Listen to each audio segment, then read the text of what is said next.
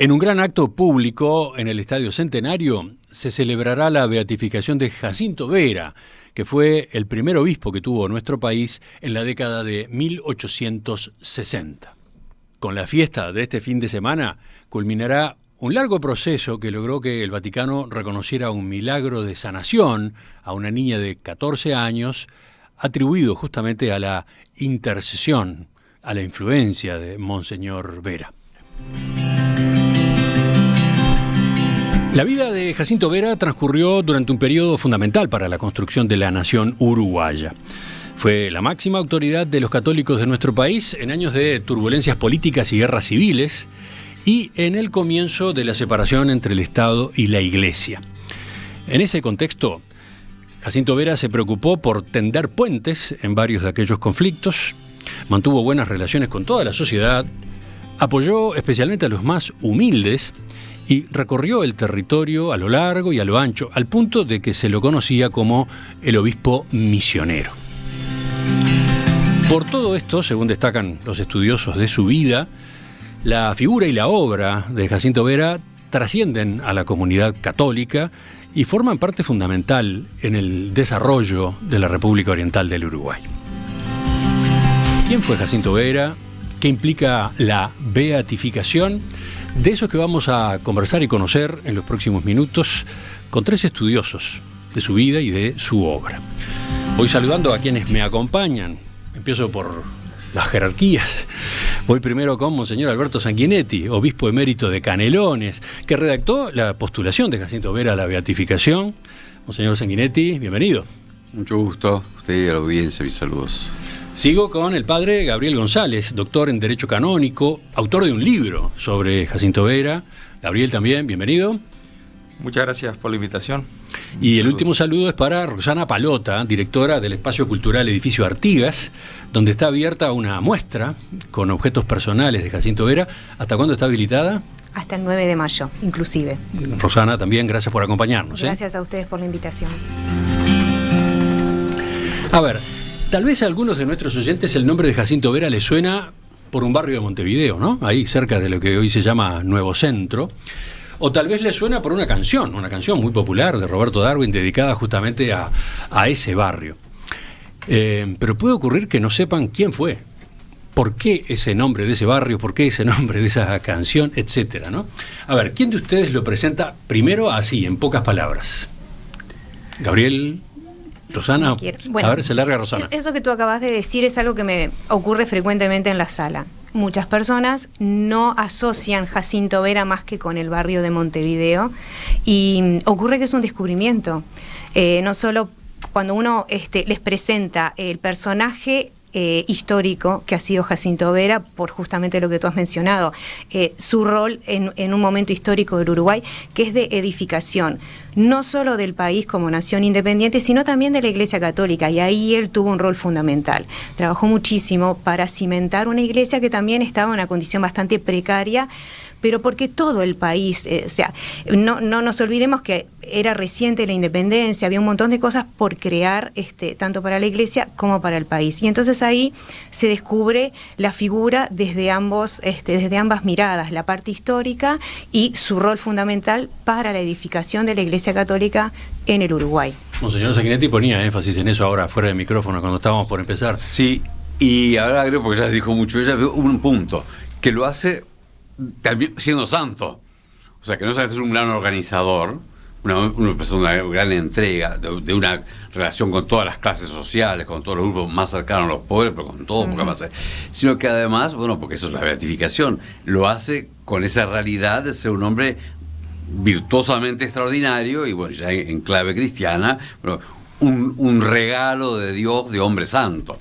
Que también santo. Tiene que entrar, me parece. Perdón. Sí, santo. Ese término se utilizaba en esa época, ¿no? No es de ahora, que se le dice santo o se pretende que termine en la categoría de santo. Bueno, la iglesia nunca nos sale a ver a quién hacemos santo y se busca uno. Lo primero es que haya sido reconocido, o sea, que tenga, lo llama, en lo que yo tuve que estudiar y tengo que probar, y es parte del proceso, es la fama santitatis. O sea, que ya en vida hablaban nuestro santo vicario. Bueno, la frase más famosa es cuando esa apoteosis humana que fue su muerte, su entierro, y lo recibe en la Catedral de Montevideo, lo recibe porque venía del Cordón, un gran desfile, en nombre de la juventud católica, don Juan Soria San Martín, recién recibido de abogado, y bueno, hermanos, el maestro, el santo ha muerto. O sea que es el pueblo que lo reconoció así.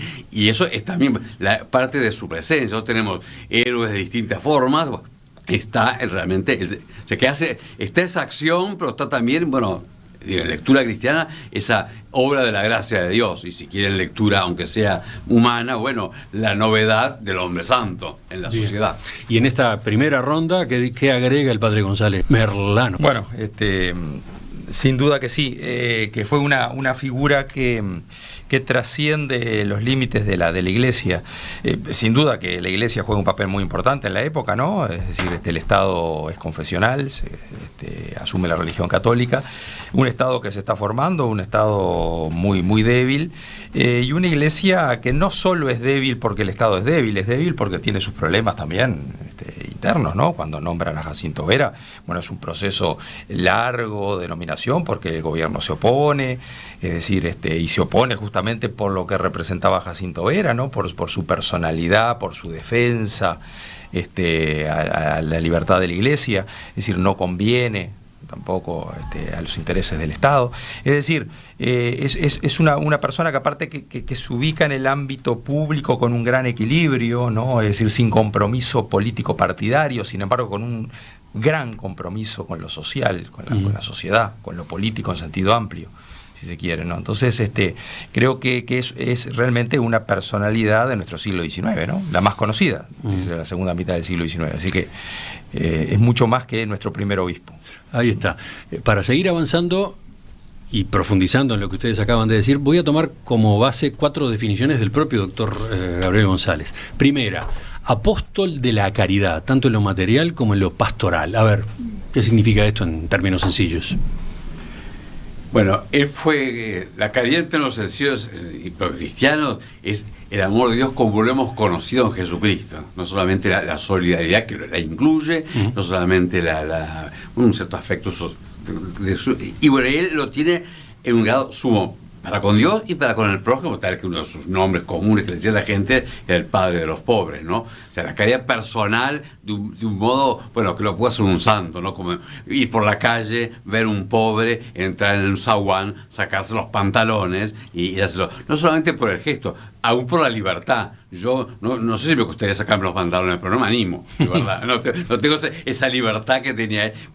Desde el puesto de lo personal, la camisa, todos los bienes, hasta lo social. Porque lo organiza, por ejemplo, en plena pandemia de cólera, la sociedad de socorro a los pobres. Porque, claro, para la pandemia lo mismo que ahora, había que encerrarse. Los ricos se iban, así se funda el Prado, se iban a las quintas y empiezan a vivir allí, aislados. Pero los pobres estaban casi convertidos, toda la ciudad era la ciudad vieja y amontonados.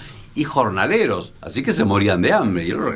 Así que un hombre, en ese sentido, como apóstol de los pobres, de la caridad, extraordinario, ¿no? Pero también de la caridad, que es llevar el bien espiritual de los hombres, y por eso también en la fe.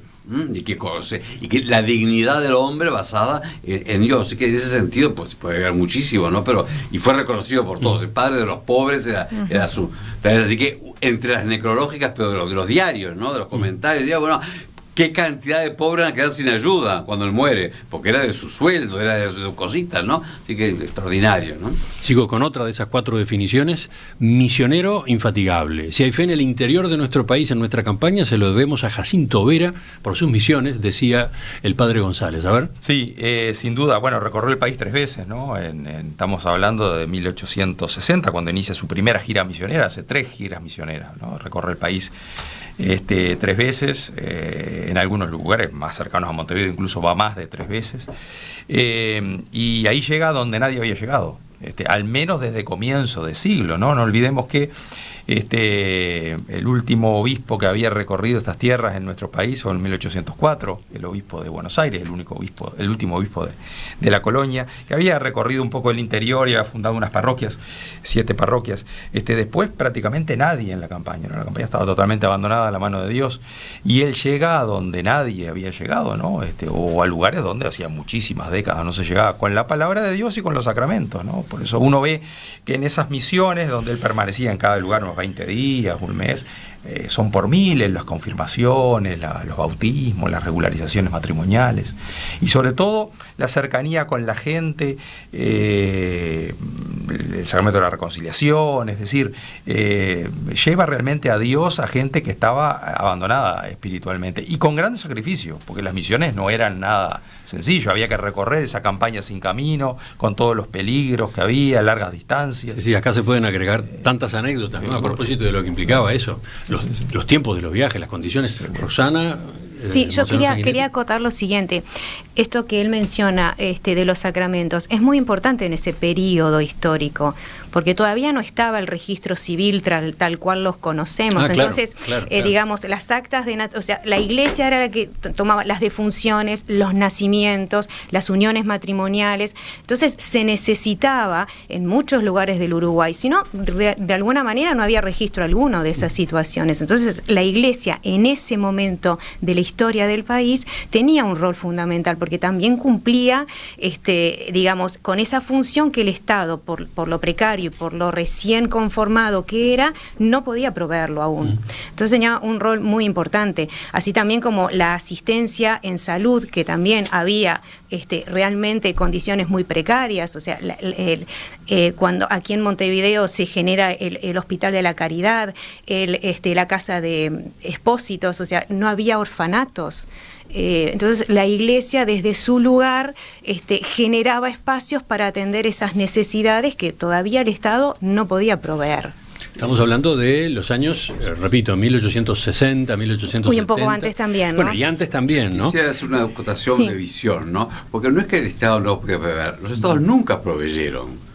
O sea, no es que hacía una función del Estado. Todo eso los hospitales, todo lo creó la caridad cristiana. Después la sociedad lo fueron asumiendo. O sea, porque la visión es ahora, la iglesia hacía algo que tenía que hacer el Estado. No, eso salió de los cristianos. Que no existía en el Estado un espacio para eso. Y después, la sociedad, lo mismo el registro. ¿Sí? No es que la iglesia tomó el registro. Los registros, y eso lo puede hacer cualquiera que haga genealogía, va a llegar hasta el siglo XVI. Los crea el Concilio de Trento, los registros bautismales, para regular los matrimonios clandestinos, para que quedaran anotados. O sea, por una finalidad que... Después los Estados se dieron cuenta que era bueno tener registrada a la gente. Y cuando se hace el registro acá, Vera dice que está muy bien que lo haga el Estado. Exacto, él estaba totalmente de acuerdo. Pero así que no es que la Iglesia tomó funciones que el Estado no llegaba a hacer. Sí, en ese sentido, la Iglesia creó, se tomó las sociedades, que después organizadas toman cosas, pero salieron de la caridad cristiana. Interesante ese apunte para seguir ubicándonos en aquel momento, en aquella época, ¿no? Le decían el obispo misionero, el obispo gaucho. ¿Recorría que a caballo? ¿Cómo era? ¿Cuántos lo acompañaban? ¿Cómo era ese movimiento? ¿Iba él solo? No. Bueno, no. Él ya empezaba, cuando lo del obispo gaucho empieza ya cuando era cura en Canelones, cuando lo veía andando a caballo un rato con un hombre o con otro gaucho a caballo, decía, ya lo está confesando. Porque tenía una gran cercanía. Bueno, él era un campesino, tipo, muy inteligente, muy culto, muy abierto, pero sí que tenía una gran facilidad. Luego con los presos, cuando eran las casas estaban en el sótano del cabildo, entonces, ¿no? Y hacían la preparación de comunión de los presos, y hay comentarios de alguna religiosa que era superior, ¿no?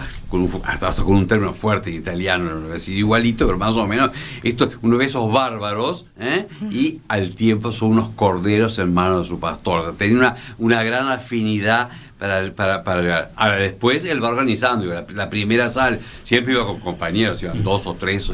Cuando a medida que más pasa el tiempo, más organización. Cuando ya es obispo y ya tiene un cierto clero, llega un secretario de visita, y es el que hace. Ahí hay actas, de la primera no hay actas, era puro trabajo, y caían como podían a dormir y empezar de vuelta. Así que se va a organizar. Lo mismo, al principio es con un carromato de ellos, unos caballos, después ya empieza a haber dirigencia y en algún lado se empieza a ver la carrera de diligencia. Entonces ahí él compraba todos los asientos para su comitiva. Así que ¿cuánto duraban aquellos viajes? ¿Hay algún número también que está muy gráfico para contar, ¿no? Bueno, en el 74, porque entonces sí está en el comentario de los padres jesuitas que fueron con él, cuando fueron que quiere hacer una acotación a lo que hicieron ellos. Hay pueblos que se están fundando, la República se va armando, todos los pueblos de frontera, ¿no? Santa Rosa del Cuarey, hoy Bella Unión, San Eugenio, hoy Artigas, Tacuarembó, porque esos eran campos de brasileros, Rivera,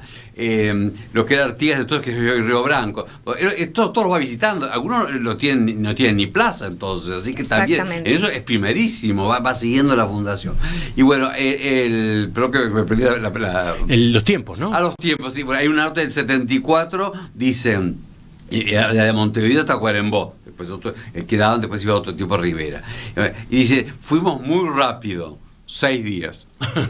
6 días, ¿eh? ¿Y en qué condiciones? Y bueno, claro. Lo mismo, paraban donde se podía, porque en todos lados no había pueblos, y no todos tenían casa de posta, así que paraban donde podía. Y en varios de esos, ellos habitan en casas particulares. En Rivera no había ni iglesia en ese momento. Así que vayamos a la tercera definición. El gran estructurador y forjador de la iglesia de Uruguay.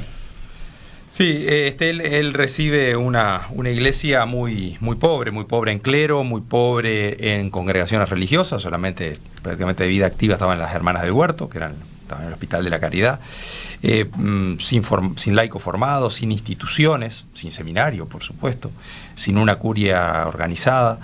Y él va a ser el gran estructurador de esa iglesia, ¿no? El que le va a dar institucionalidad, el que le va a dar base, va a formar un clero floreciente, va a traer muchas congregaciones religiosas, va a fundar parroquias, va a crear el Club Católico para la formación de los laicos, el seminario, un medio de prensa, como el bien público, es decir, va a preocupar de la educación, el Liceo de Estudios Universitarios, es decir, va a organizar la curia, es decir, va a organizar una gran obra al punto de, hacer que la iglesia llegue a un grado de maduración, decimos de estructuración, para que en 1878 pueda ser nombrada diócesis, porque hasta ahora era un vicariato que se había separado de Buenos Aires en el año 1824 y tenía la debilidad de un vicariato, ¿no? Ahora es una diócesis con su obispo y toda su estructura. O sea, formalmente fue obispo a partir de 1878. De Montevideo. Obispo de Montevideo. El obispo había sido nombrado en 1865. El obispo es como el bautismo, claro. Entonces es un sacramento. Eso se lo dio en 65, claro. Pero era obispo. 1865. De Megara, le da una diócesis ficta, mientras oficial era el vicario apostólico. Se asignó una diócesis ficta. Claro. Sí, el obispo siempre tiene una diócesis aunque sea ficta. Entonces, pero él era personalmente obispo, podía dar los sacramentos, confirmar, ordenar sacerdotes, ordenar obispos, etcétera, pero ejercía como vicario apostólico. Claro. Y si agregase, le parece, porque es una misión. El crecimiento demográfico del Uruguay, o sea, que eso acompaña también. El Uruguay en la década del 60 tiene un crecimiento demográfico proporcional mayor que Nueva York. Así que también está ese gran crecimiento, sea por la procreación, que es abundante, sea por la migración. Y también, porque se excusan todos, que fue un cierto desarrollo de la vida religiosa en Europa, después del gran desastre de la Revolución Francesa, de este punto de vista, ¿no? O sea, una cantidad de congregaciones, o sea, que había muchas religiones, que eso ayuda, por eso vinieron también tantas, porque hay muchas congregaciones, hay una explosión de congregaciones en Europa y en América, que después van a tener sus vocaciones, él tiene sobrinas que son religiosas, así que hay en ese...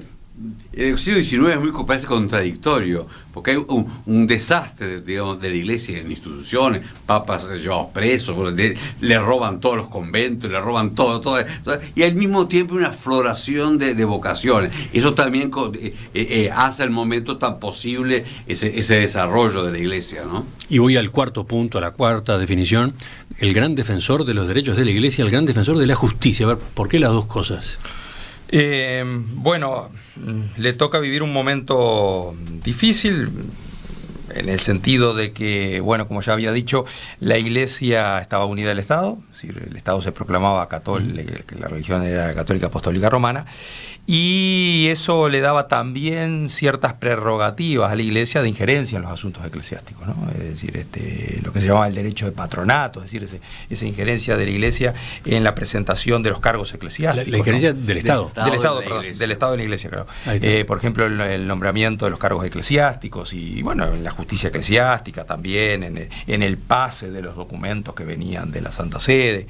Es decir, toda una injerencia que no era muy legítima, ¿no? Si bien estaba en la Constitución, no era legítima porque la Iglesia nunca había otorgado, ¿no? El Papa, digamos, nunca había otorgado ese privilegio al Estado uruguayo. Sí lo había entregado a la corona española y después a través de concordato también a otros países, pero no precisamente al Uruguay, porque nunca había podido hacerse un concordato con la Santa Sede. Por tanto, todo eso era ilegítimo y él va a defender justamente esa libertad que tiene la Iglesia y esos derechos que la Iglesia tiene frente a un Estado que se entromete indebidamente. Es decir, la función del Estado era proteger a la Iglesia, pero con ciertas intromisiones el Estado, más que proteger, está atacando a la Iglesia, está persiguiendo a la Iglesia, y él se va a plantar muy firme ahí para defender los derechos de la Iglesia porque él considera que es su deber, ¿tá? Es decir, para eso fue nombrado, ¿no? Es decir, para que la Iglesia pueda desarrollarse y realizar su tarea, que no es una libertad de la Iglesia para tener más poder, para competir en la sociedad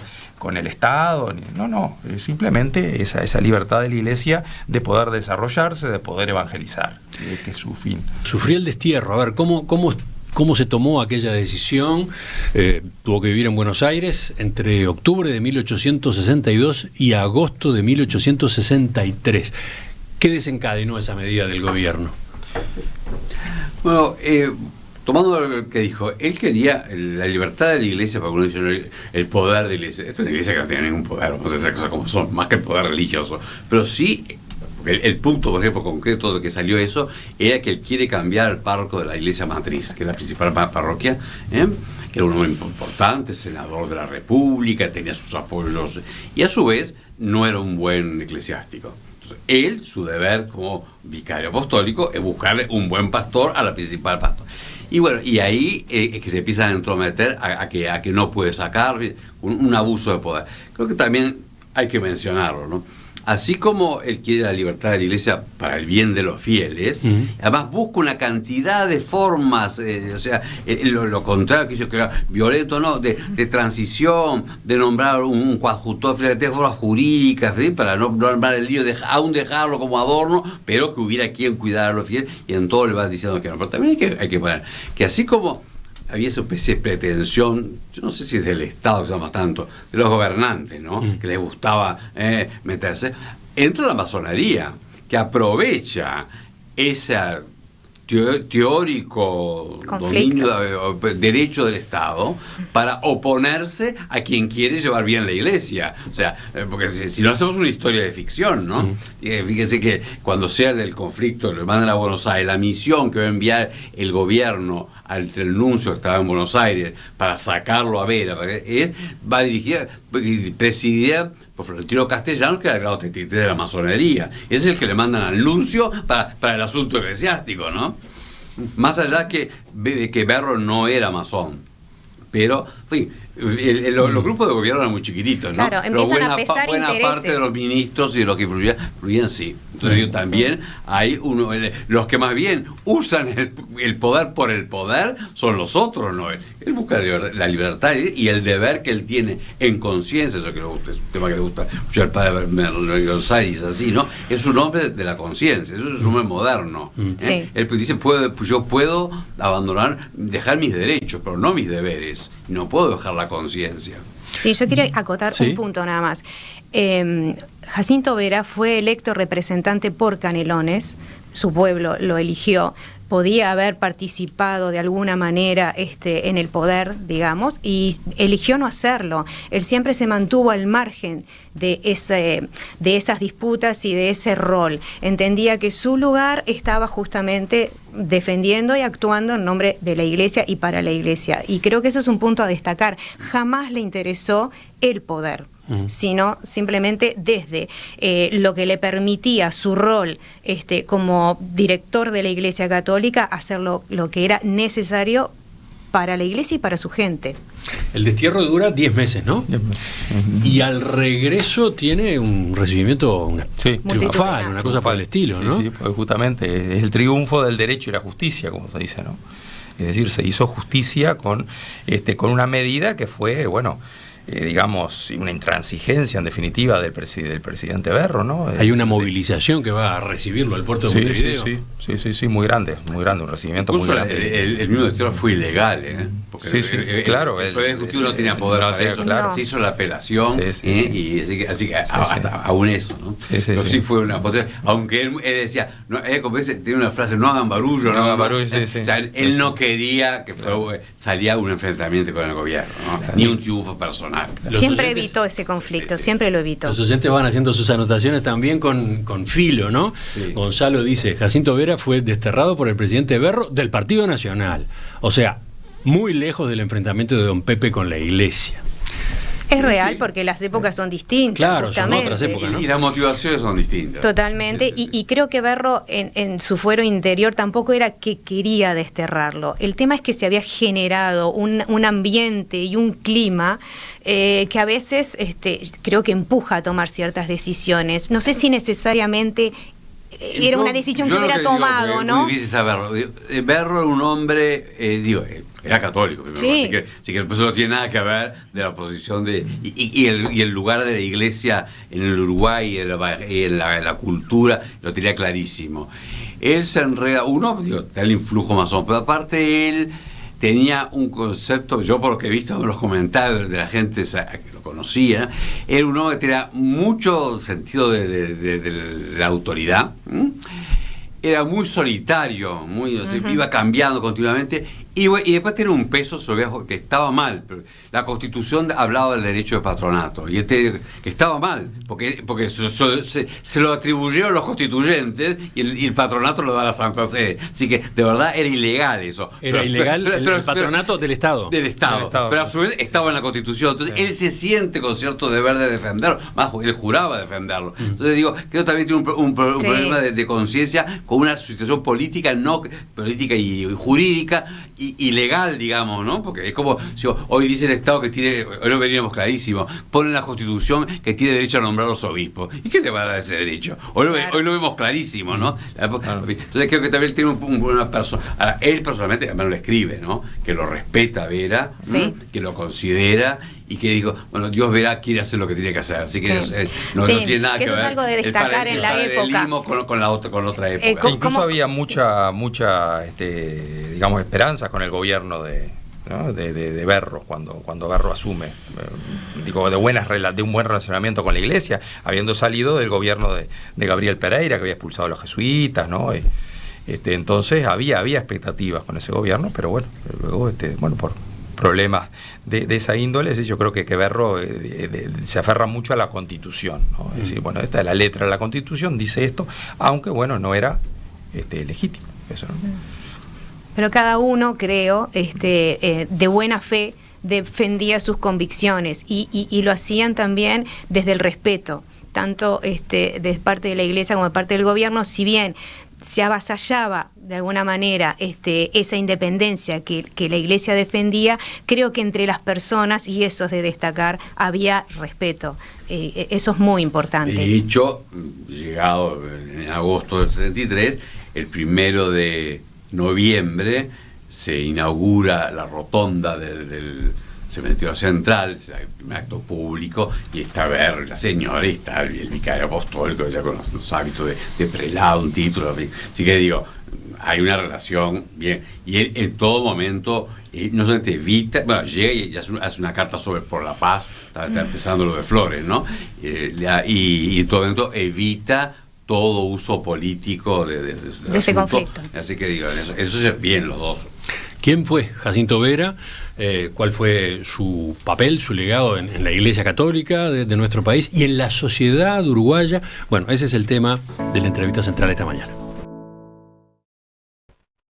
Con nuestros invitados, Roxana Palota, Monseñor Alberto Sanguinetti, el padre Gabriel González Merlano.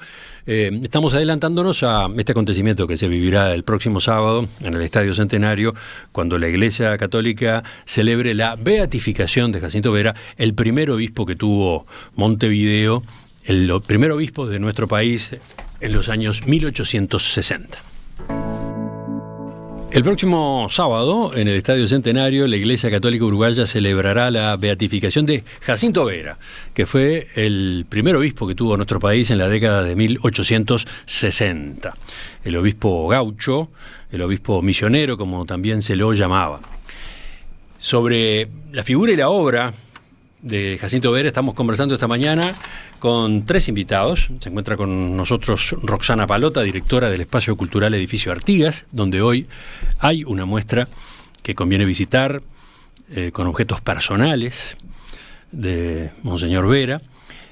Está también Monseñor Alberto Sanguinetti, obispo emérito de Canelones, doctor en Sagrada Teología por la Facultad de Teología de San Miguel en Buenos Aires, y Gabriel González Merlano, sacerdote, doctor en Derecho Canónico por la Pontificia Universidad Católica Argentina, autor del libro Libre sin licencia y súbdito sin servidumbre, Monseñor Jacinto Vera, Hechos y Palabras, cuyo conocimiento justamente estamos aprovechando bien a lo largo de esta charla.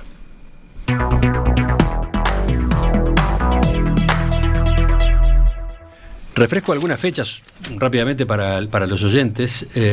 Jacinto Vera y Durán, que así se llamaba, nació en realidad en medio del Océano Atlántico rumbo a América del Sur. Su familia venía desde las Islas Canarias, ¿no? Fue bautizado en la parroquia del Destierro, Reino de Portugal, actual estado brasileño de Santa Catarina, ¿no? Julio del año 1813. ¿Está bien? 3 de julio. Después vino para nuestro país. Su familia se afincó en una chacra arrendada en Abra del Mallorquín, entre San Carlos y Pan de Azúcar. Posteriormente compró otra chacra en la zona de Toledo, Canelones. Se lo identifica mucho con Canelones, ¿no? Sí. Fue ordenado sacerdote en mayo de 1841, tenía entonces 28 años, y ofició su primera misa, junio de ese año, en la iglesia de las Catalinas de Buenos Aires. Recién ordenado, regresó a Uruguay destinado a teniente cura de Nuestra Señora de Guadalupe, departamento de Canelones.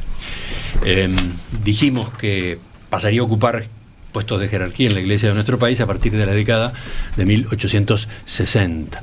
Y fallecería cuando en 1881. Sí. 6 de mayo, precisamente. Sí, 6 de mayo. La fecha, el día de la beatificación es el día, la iglesia se llama Dies Natalis, el día de su nacimiento para el cielo, y el que quedará como su fiesta litúrgica, porque lo que hace la beatificación, de otras cosas, es que empieza a tener culto público. Se puede ver sus imágenes en las iglesias, tiene una memoria anual, que es el 6 de mayo, y bueno, tiene oración propia, fin, etcétera, ¿no? Ahí queda aclarado por qué esta ceremonia, esta celebración el sábado es el 6 de mayo, en el Estadio Centenario. Pero murió durante la tercera recorrida que hacía por Uruguay. Fue en una fonda en la localidad de Pan de Azúcar, y ese lugar funciona como museo hoy, ¿no? Sí, lo están arreglando, funciona así. Bueno. Era la posta de diligencias, claro, que tenía algún cuarto para quedarse, ¿no? Porque el Pan de Azúcar era el mío. También tenía muy poco. Y el listo, porque él recuerda a la gente, dice un padre no puede querer más a unos hijos que a otros. Pero usted comprende que ustedes, aquí, yo recorría como niño, jugaba con los ciervos, tenía los animalitos, y que de un modo especial. Campesino como ustedes. Era un campesino, ustedes estaban especialmente en mi corazón. Sí, totalmente. En la recorrida por su vida se destaca, y nosotros lo mencionamos más temprano, su preocupación por no alinearse en los enfrentamientos entre blancos y colorados, en particular en las guerras civiles. ¿Podemos mencionar algunos ejemplos del tipo de papel que jugó en esas ocasiones? Sí, lo decíamos hoy, es un hombre muy comprometido con la sociedad, está en primera fila en lo que sea contribuir con el bien de la sociedad, contribuir con el bien común, la construcción de la sociedad, ¿no? La reorganización social, como se llamaba en ese momento, pero sin entrometerse en los partidos políticos, porque él considera que la misión del sacerdote es la de unir, la de fomentar la paz, la de reconciliar. Y eso siempre lo va a promover en todo, ¿no? Lo va a promover con el clero, lo va a promover en las comunidades religiosas, por eso le encarga a los sacerdotes que sean reconciliadores, instrumentos de paz, que no haya divisiones en las comunidades, y lo va a también hacer realidad a nivel nacional, ¿tá? Entonces él, con una posición muy neutral en cuanto a partidos políticos, porque él entiende que las divisas políticas, él entiende que divide, ¿no? Vive un momento de confrontación entre las divisas, ¿no? De revolución, de guerra civil. Entonces él considera que eso divide, y la función del sacerdote es unir, ¿tá? La única doctrina que el sacerdote debe encarnar es la del Evangelio, la de la paz. Entonces ahí lo vemos a él teniendo una función, si se quiere, política de primer orden, por ejemplo, mediando en la Revolución de las Lanzas, ¿no? Entre el presidente Lorenzo Valle y Timoteo Aparicio. No tiene éxito. No tiene éxito, pero no por él, sino por otros miembros ahí del gobierno que, los intereses, claro, es que en realidad los dos líderes habían aceptado esa mediación. Claro, y de muy buena gana ambos. Exacto. ¿No? Sí, ¿Y qué pasó entonces? El militar que estaba propiamente, porque Lorenzo Valle estaba acá, aceptó la mediación, pero el militar que estaba allí, el lado del gobierno, que quiso hacer la batalla porque vio que podía aprovechar. Intereses. Y bueno, hizo la batalla de Manantiales, que fue lo más sangrienta.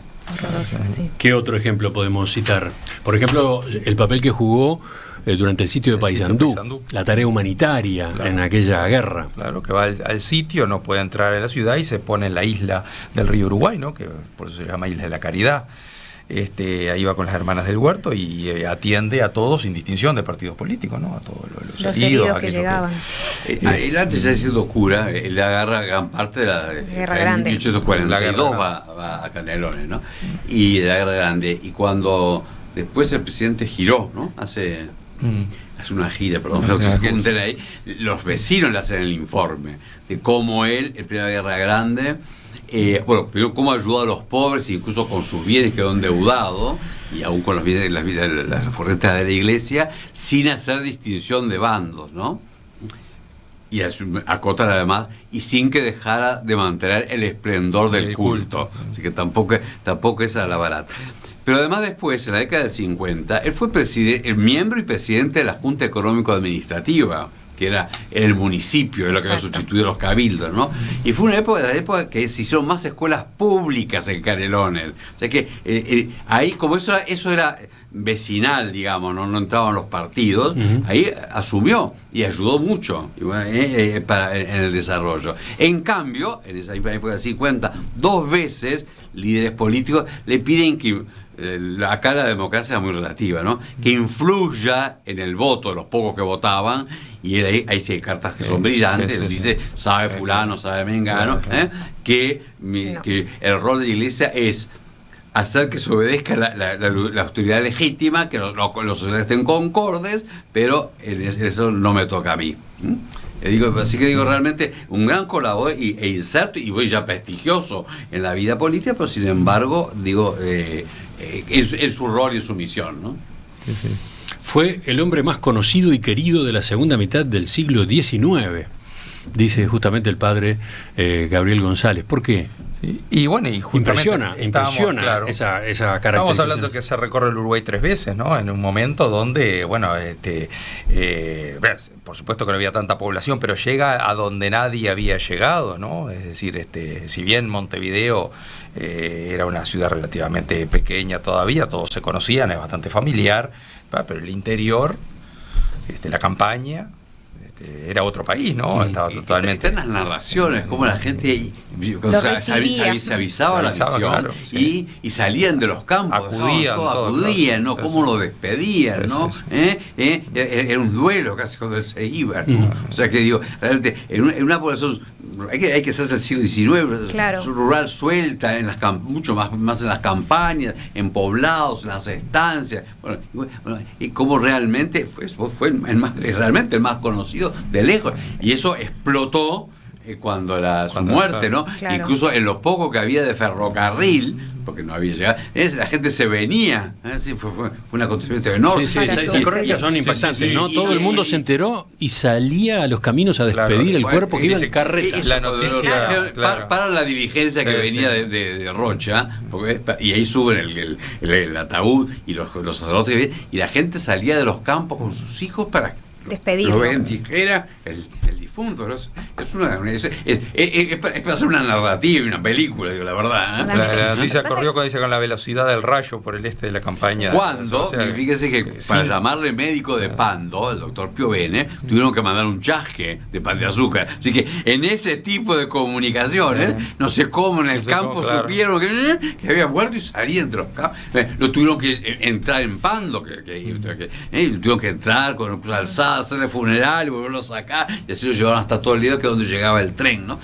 Así que realmente es palpable. Bueno, lo otro que es palpable fue el monumento maravilloso que tiene la catedral, que se hizo voluntariamente con una donación mínima, para que no fuera que algunos cuantos ricos buenos lo dieran, no se podía más gratear, para que todo el mundo pudiera participar. Están las actas, por ejemplo, los soldados juntaban sus moneditas para ese acto público. Se fue por el camino del crowdfunding. Sí. El crowdfunding. Por eso yo a veces digo que Jacinto Vera fue un adelantado a su tiempo, porque hay un montón de cosas que de alguna manera se inauguraron con su persona, ¿no? Esa es una... después, por ejemplo, cuando él impulsaba los ejercicios, ¿no?, con sus sacerdotes, es lo que hoy podríamos llamar, entre comillas, charlas motivacionales, que son tan promovidas y tan... Entonces, es una manera, creo, de presentar a una persona que en su tiempo yo creo que fue un avanzado en su época. Y cuando hacían la acotación de cómo lo querían en el interior, no nos olvidemos que yo no creo que autoridades, tenían sus caudillos locales, pero autoridades políticas de Montevideo que recorrían en el Uruguay, eso fueron muy pocos, eran excepcionales, ¿verdad? Entonces, que este señor se tomara los riesgos que implicaba en ese momento, salir de recorrida que llevaba meses, desatendía, entre comillas, porque igual se mantenía activo y en comunicación con el vicariato aquí en Montevideo, pero les daba una importancia y los hacía sentir queridos de una manera que otra no tenían alguien en el Uruguay que los hiciera sentir con esa relevancia, ¿no? Le propongo que enseguida, en el final de esta entrevista compartida, nos detengamos en la beatificación en sí y cómo se llegó a este hito. ¿Qué dicen nuestros oyentes a propósito de Jacinto Vera? Hay varios mensajes. Por ejemplo, de Rosario, que señala: la familia de Jacinto Vera vive en San Jacinto, Canelones. Una de sus tatarasobrinas abrió una farmacia que se llama María Vera, por la hermana de Jacinto. Fue algo así como la madre del pueblo, fundadora del pueblo, gran referente. Sí, es un nombre central allí, ¿verdad? Después, mi primer recuerdo de Jacinto Vera es por una estampita que tenía mi abuela en su dormitorio, con una oración detrás pidiendo por su beatificación. Es emocionante que después de tanto tiempo llegue ese momento, dice por su lado Francisco, desde Bella Vista. Efectivamente, yo quiero tomar eso porque la beatificación es también una comunión, no solamente con Jacinto Vera, con generaciones.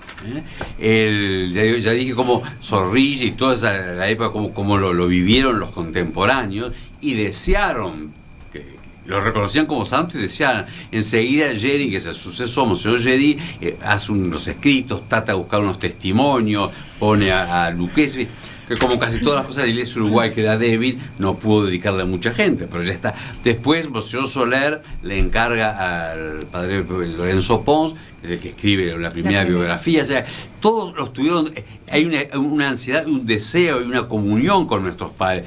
Cuando en la década del 30 ya se promueve todo, y ahí está el último testimonio de Zorrilla, que es emocionante, porque fue el que lo recibió 50 años antes, muerto en la catedral, y lo conocían bien, y dice: soy el último de los testigos de una generación que lo amó, etcétera. Y dice: nunca he visto una imperfección en este hombre, y con la santificación de Vera se santificará todo el Uruguay, al quien él tanto amó, tanto sirvió, nadie lo amó tanto como él. Entonces digo, Bueno, el esfuerzo, la Iglesia no, si bien es que los fieles lo reconozcan santo, pues hace un proceso, porque no es al grito, y es un trabajo enorme. Yo estuve 14 años haciendo el alegato ese, tengo 4.000 documentos en la computadora, porque, así que digo, bueno, pero no voy a hablar de mí, sino que, bueno, tomé del padre Salaverry, así que también hay una generación, y bueno, esas estampitas que dice él, son del año 30 casi todas, sí, cuando se empieza, se promueve oficialmente la causa. Entonces digo, es una comunión con el Uruguay,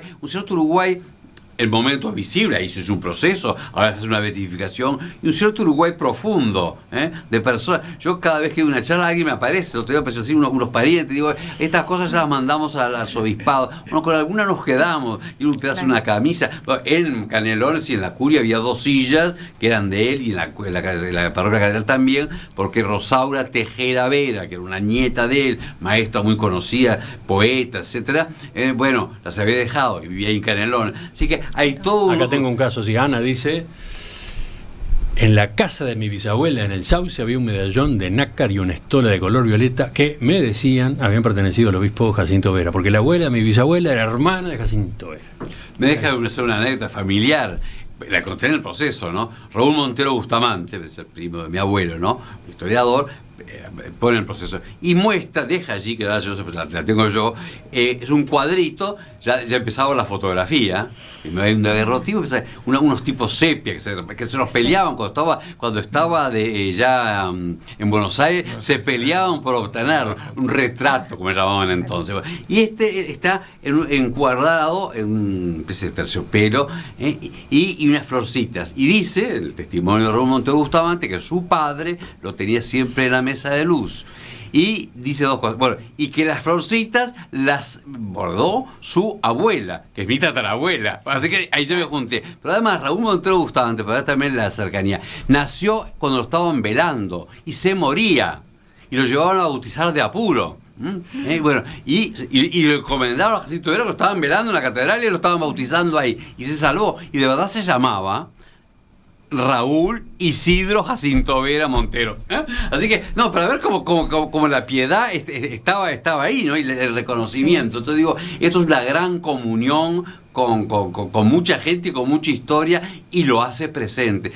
Se acerca él a nosotros, y bueno, y nosotros nos acercamos a él. Hay que buscar más conocerlo y querer.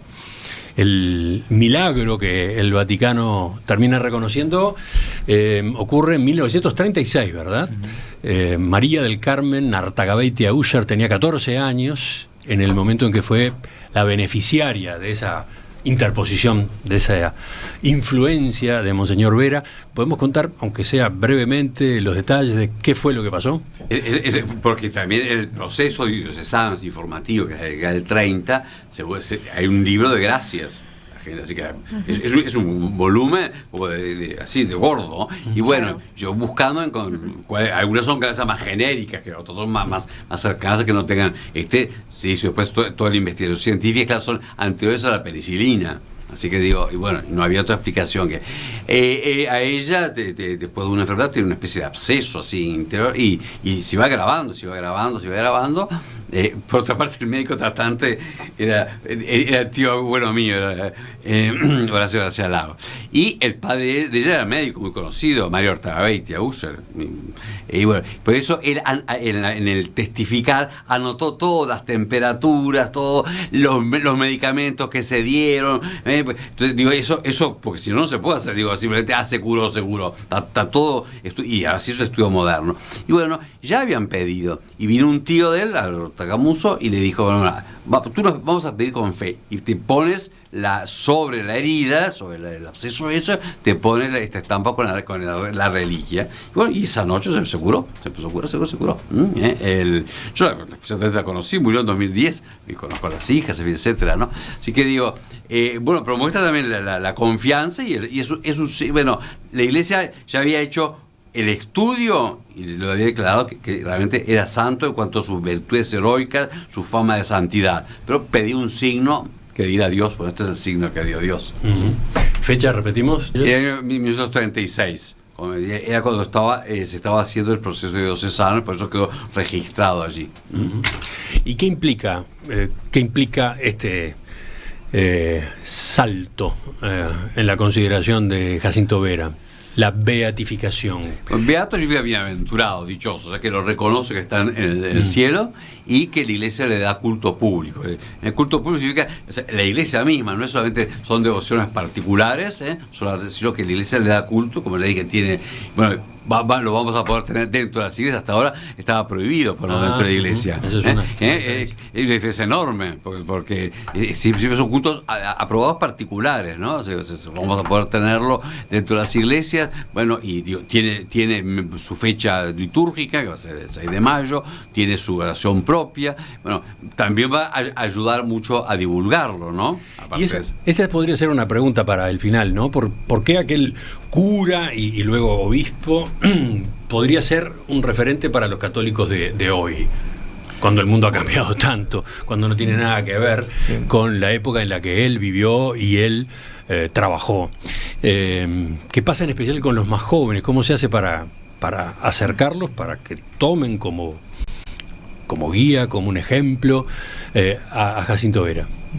Bien, la Iglesia lo que hace con su dictamen es proponer un modelo, ¿no? Un modelo de santidad, de virtudes, ¿no? De virtudes vividas al grado de la heroicidad.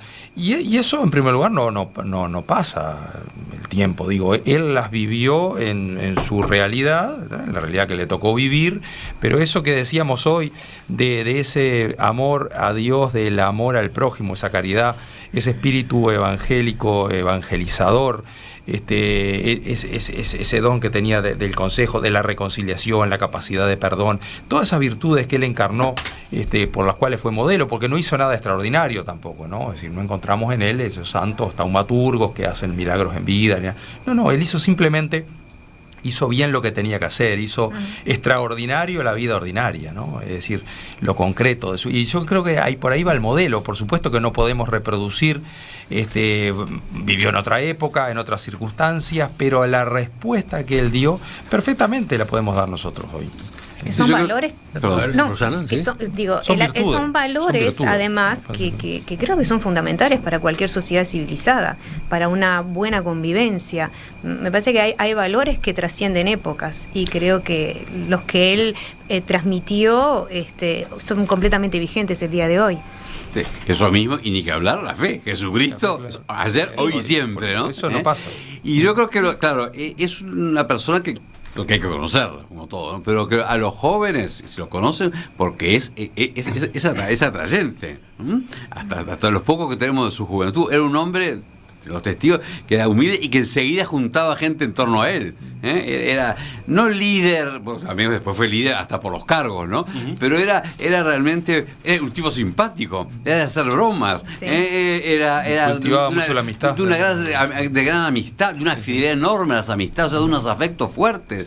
Cuando hay un seminarista que él lo encontraron en España y pues lo trajo, etcétera, y sale, se pasa un mes que los demás le dicen no lo vayas a ver, porque tiene un disgusto tan grande.